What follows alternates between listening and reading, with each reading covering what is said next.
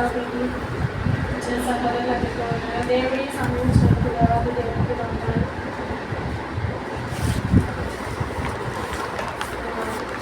యేసయ్య సిలువలో పలికిన 7 మాటలండి. 7 మాటలు పలికి సిలువ మీద ఉండగానే 7 మాటలు ఆయన పలికారండి. అయితే మొదటిది, తండ్రి మీరు ఏమి చేయించున్నారో వీరు ఎరుగరు కనుక వీరిని క్షమించుము. తండ్రి వీరేమి చేయించున్నారో వీరు ఎరుగురు కనుక వీరిని క్షమించమని దేవుడు మొదట పలికాడు. అని సిలువ మీద పలికిన 7 మాటలు. సిలువ వేయక ముందు ఆయన చాలా చిత్రహింసలు పెట్టారు, ఆయన చాలా బాధించారు. కొరడాలతో కొట్టి అయరుషులే వీధులన్నీ తిప్పుతూ నడుస్తూ అండి అన్ని కొరడాలతో. అంటే కొరడాలో ఉంటుందంటే 5 కాళ్ళు ఉంటాయండి. దానికి గెలములు ఏముంటుంది, గెలములు దానికంటే పెద్దగా అవి పెట్టి ఆయన్ని కొరడా వేసి కొట్టగానే అవి అంతా చీరేసారు. ఎంత శ్రమ అంటే ఇక అంత శ్రమ ఎవ్వరు భరించదు. మాకై బాబు చాలా శ్రమలు అనుకుంటాం, కానీ ఆయన శ్రమలతో పోల్చుకుంటే మన శ్రమలు ఏపాటివి. కాకపోతే మనం అనుకుంటాం అయ్యి బాబా మన శ్రమలే ఎక్కువ అనుకుంటాం, మనుషులు కదండి.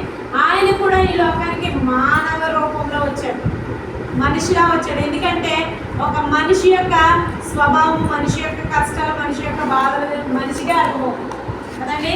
వేరే రూపంలో వస్తే అర్థం కాదు. ఆయన మానవుని రూపంలోనే వచ్చి ఈ లోకానికి మనం చేసిన పాపము, మొదటి ఆదాము వద్దన్న పండు తినటం వలన ఆయన ఈ లోకానికి రావాల్సి వచ్చింది.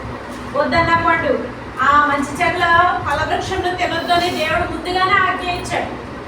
అది తినదని నిత్యంగా నీవు చేస్తావు అంటే శారీరకంగా కాదు, ఆత్మీయంగా చచ్చిపోతావని చెప్పి.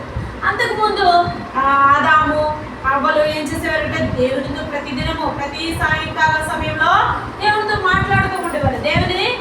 దేవునితో మాట్లాడుతూ దేవునితో సహవాసం చేస్తూ ఉండేవారు. అయితే ఆ మంచి చెట్ల వృక్ష ఫలములు తినద్దన్నప్పుడు సాతాను అవ్వమ్మని మోసపుచ్చింది. ఎవరిని మోసపుచ్చిందండి? స్త్రీనే మోసపుచ్చింది. ఆ స్త్రీని మోసపుచ్చడం ద్వారా అవ్వమ్మ ఏం చేసిందంటే అది చూడటానికి రమ్యమైనది వర్ణించి మరి మంచి చెట్ల ఫలవృక్షమును తినేసింది. ఆ తిన్న వెంటనే ఆవిడలో ఏమొచ్చిందంటే పాపం వచ్చింది. ఆజ్ఞ లేకపోతే పర్వాలేదు, ఆజ్ఞ ఉంది కాబట్టి అది పాపమైంది. అది తిను నిత్యంగా చేస్తామని దేవుడు ఇచ్చిన ఆ మాట ప్రకారము అవ్వమ్మ తిని ఆవిడతో పాటు తన భర్త కూడా అది ఇచ్చిన. వాళ్ళిద్దరూ తినటం వల్ల ఏమైందంటే మన మనిషికి ఏమొచ్చింది? మరణం వచ్చింది. ఆత్మీయ మరణం వచ్చింది, శారీరక మరణం 2 వచ్చింది. లేకపోతే ఏదైనా తోటలో హాయిగా ఉందండి, మనం ఏదైనా తోటలో హాయిగా ఉంది. అయితే అప్పుడే దేవుడు స్త్రీని శపించాడు, సర్పాన్ని శపించాడు, ఆదాముని కూడా శపించాడు.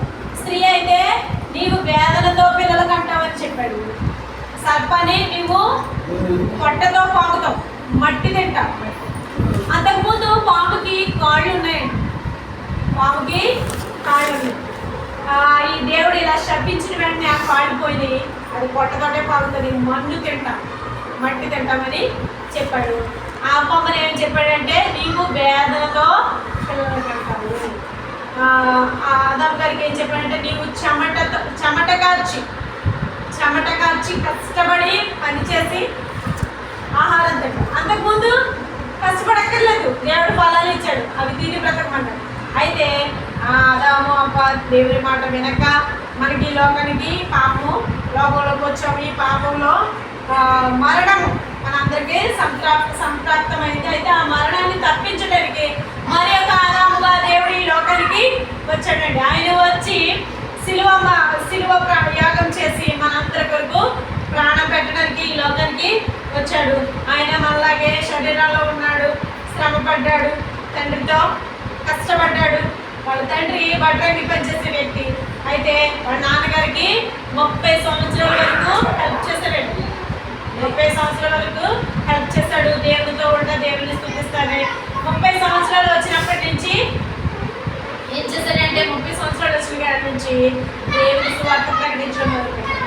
బాప్తిసం తీసుకున్నాడు, దేవుని సువార్త ప్రకటించడం మొదలుపెట్టాడు. 3 సంవత్సరాలు సువార్త ప్రకటించాడు. అనేక మందిని స్వస్థపరిచాడు, కుష్ఠరోగుల్ని శుద్ధులు చేశాడు, గుడ్డివాళ్ళని నడిపించాడు, గుడ్డోడికి పట్టించాడు, చెవిటోడికి వెనుకడిచ్చాడు, మొగోళ్ళని మాట్లాడింపచేశాడు. ఇన్ని చేసి అద్భుతాలు చేసి ఆయన శిష్యులు మొత్తం 70 మంది శిష్యులు. 70 మంది శిష్యులకి ఈయన ఏమన్నారంటే, రొట్టె ద్రాక్షరసం తీసుకునేటప్పుడు ఇది నా శరీరం, దీన్ని తినండి, ఇది నా రక్తం, ఇది తాగనంటే ఈ రక్తము ఈ శరీరాన్ని, ఈ రక్తము శరీరం తినమంటాడంటే రక్తం తాగమంటాడు ఏంటని వాళ్ళకి డౌట్ వచ్చి వాళ్ళు ఏం చేశారు, మిగిలిన వాడికి వెళ్ళిపోయారు. అయితే 12 మంది మాత్రమే నిలబడి ఉన్నారు శిష్యులు. ఆ 12 మంది శిష్యుల్లో ఆ ఇస్కరియోతు యూదా కూడా దేవుని ఏం చేశారంటే 30 నాణాలకి అమ్మేశాడండి. 30 నాణాలకి అమ్మేసి దొంగ ముద్దు పెట్టి శాస్త్రులకి పరిచయాలకి ఏం చేశాడంటే అప్పగించేశాడు అండి. అయితే ఆ సిలువలో పొందిన ఆ యాతన సిలువ యాగం చేస్తా సిలువలో ప్రాణం పెట్టేటప్పుడు 7 మాటలు సిలువ వేసాక పలికిన 7 మాటలు తండ్రి మీరేమి చేయించున్నారు మీరు ఎదురు కనుక దీన్ని క్షమించమన్నాడు. అంటే మన పట్ల ఎవరైనా ఏదైనా చేస్తే మనం క్షమించగలమా? మన పట్ల మనల్ని ఎవరైనా ఏమైనా అంటే మనం క్షమించగలమా? క్షమించలే కదండి. కానీ దేవుడు ఏం చేశాడు, ఆయన మనుష్య రూపంలో శరీర రూపంలో ఉండి కూడా ఆయన వచ్చిన పని నెరవేర్చడానికి దేవుడు వాళ్ళని క్షమించాడు. ఆయన కొరడలతో కొట్టిన వాళ్ళని క్షమించాడు, మేకులు వేసి కొట్టిన సిలువ మీద వేసిన వాళ్ళని క్షమించాడు. ఆయన ప్రేమతో క్షమించాడండి. అయితే లూకాసు వార్త 23వ అధ్యాయం 34వ వచనంలో, లూకాసు వార్త 23వ అధ్యాయం 34వ వచనం, యేసు తండ్రి వీరేం చేయించున్నారు మీరు ఎదురు కనుక వీరిని క్షమించమని అన్నాడండి. అంటే ఆయన మనకి ఏం చేశాడంటే మన మీద తప్పులు చేసి మనల్ని హింసించిన వాళ్ళు, మనల్ని బాధ పెట్టిన వాళ్ళు కూడా మనం ఏం చేయాలంటే క్షమించమని దేవుడు మనకి మాదిరిగా చెప్పి వెళ్ళాడండి. కీర్తన 86వ అధ్యాయం 5వ వచనం కీర్తన.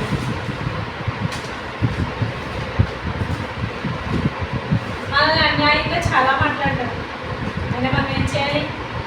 క్షమించాలి. దుష్టుల సంఘము నాకు అసలు 86